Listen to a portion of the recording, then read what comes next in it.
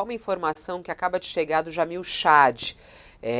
Jamil Chad coloca aqui no Twitter, no X, apesar de os brasileiros estarem na lista, diplomatas confirmam que a fronteira com o Egito não foi aberta. Há impasse em relação à passagem de ambulâncias neste momento.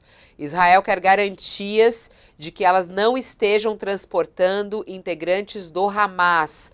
Itamaraty acha difícil que saída ocorra hoje. Essa é a notícia que acaba de chegar de Jamil Chad. Ele publicou isso agora às 10h16, né? Nosso colunista Jamil Chad traz essa informação então pra gente. Que pena, né, Josias? A gente está nessa torcida, a gente sabe que tem esse problema sempre com a fiscalização. O próprio brasileiro que está no ônibus, ele falou que eles fazem essa fiscalização nas ambulâncias. Israel fiscaliza todos os veículos, né, para ver se não tem nenhum integrante do Hamas. Eles fiscalizam e também fazem ali, como é que faz aquela checagem nas pessoas, né? Para que eles analisem se tem alguma coisa saindo, se não tem. Então, o Itamaraty está achando difícil que o ônibus consiga passar hoje, Josias. Porque a gente não pode soltar fogos antes da hora, né? É preciso aguardar. Estamos aqui celebrando a boa notícia. Esse problema em relação às ambulâncias vem se repetindo nos últimos dias, né? Houve dois episódios que levaram ao fechamento da fronteira e Israel alega que, por isso, não foi possível que os brasileiros saíssem na última quarta-feira, porque houve dúvidas em relação à presença ou à hipotética presença de terroristas em ambulâncias. Uma das ambulâncias foi, inclusive, bombardeada. E eles estão com esse receio mesmo. É um receio de Israel e também do Egito, que não quer recepcionar no seu território terroristas do Hamas. Agora, deve-se torcer para que a vistoria seja feita e que a fronteira seja aberta ainda hoje, esses portões ali de Rafah, que os brasileiros consigam passar. Se não der, será uma pena. Bom, a gente segue aguardando, a gente está em contato aqui também para saber se chega mais informações, a gente traz qualquer notícias. As notícias vão surgindo, a gente vai trazendo aqui. Falando sobre até esse ponto que o Thales trouxe, Josias, sobre o embaixador, eu até queria recuperar a fala dele ao vivo ontem aqui no All News, quando a gente ficou perguntando a ele sobre os critérios, né? Quais são os critérios para estar na lista? Por que o Brasil demorou tanto a aparecer nessa lista? 1 mês de negociação. E aí ele dizia que não é uma questão política, mas que também não sabia exatamente os critérios. Vamos ouvir o que disse o embaixador. Os critérios, posso dizer de uma maneira bem clara que não é quem é mais amigo de Israel ou não. Não sei, não é elementos políticos aqui que por esta coisa ou outra Israel decide, porque não é só uma decisão de Israel e não é critérios políticos nesse sentido, mas tem lá condições na área, tem lá outras coisas que eu não conheço todos, e esta coordenação é complicado e por causa disso tem coisas demoram. A ação vem depois que ele se encontrou com o ex-presidente Jair Bolsonaro. Há uma pressão para que Lula endureça com Israel, né, diante desses últimos episódios.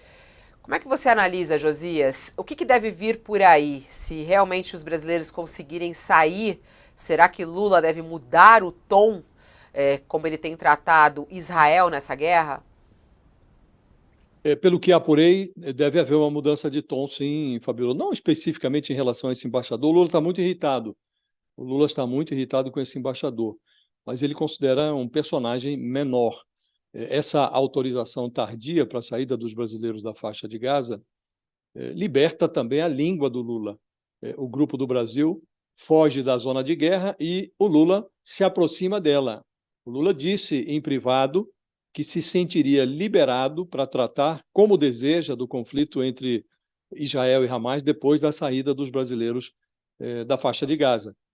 O presidente avalia que vai contrariar Israel, porque ele deseja dar continuidade àquele esforço por um cessar-fogo que foi iniciado no mês passado quando o Brasil exerceu a presidência rotativa do Conselho de Segurança da ONU.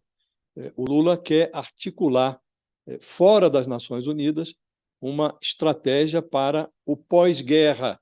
São muito pretensiosas as intenções do presidente, os objetivos são muito ambiciosos, mas ele está avaliando que a comunidade internacional não pode aceitar passivamente a uma eventual ocupação da faixa de Gaza por Israel na fase posterior a essa contraofensiva militar.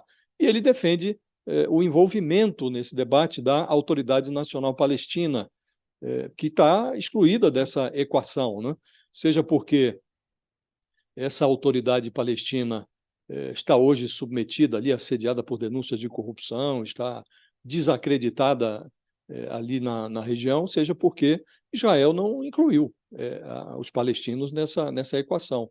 Então, o Lula cogita injetar a guerra na agenda da próxima incursão internacional dele.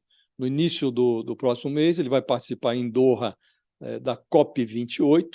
Em 1º de dezembro, à margem da Conferência Climática, o Lula assume a presidência rotativa do G20. Ele tinha 3 prioridades: clima, redução da desigualdade e a reforma ou a defesa da reforma de organismos internacionais, como esse Conselho de Segurança da ONU.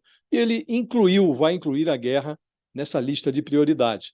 Antes de voltar ao Brasil, o Lula vai fazer uma escala, vai descer em Berlim, onde ele conversa com o chanceler alemão, Olaf Scholz, e quando esse encontro foi marcado, estava ardendo no noticiário a guerra que foi provocada pela Rússia na Ucrânia. Nesse conflito anterior, o Lula perdeu o nexo, perdeu o bonde ao igualar o agressor, ao agredido, ao fazer declarações que revelaram uma certa simpatia pelo Vladimir Putin. Ele agora tenta frequentar esse debate sobre a Segunda Guerra, que cruzou o destino do seu 3º mandato, com um discurso mais calibrado. Então, as pretensões são ambiciosas, Fabíola, mas o presidente acha que, saindo os brasileiros da faixa de Gaza, ele está mais liberado para tratar da guerra como ele deseja tratar. Então, sem distribuir caneladas e tal, mas ele acha que a forma como Israel está administrando o conflito vai além do direito de um país agredido de responder à agressão.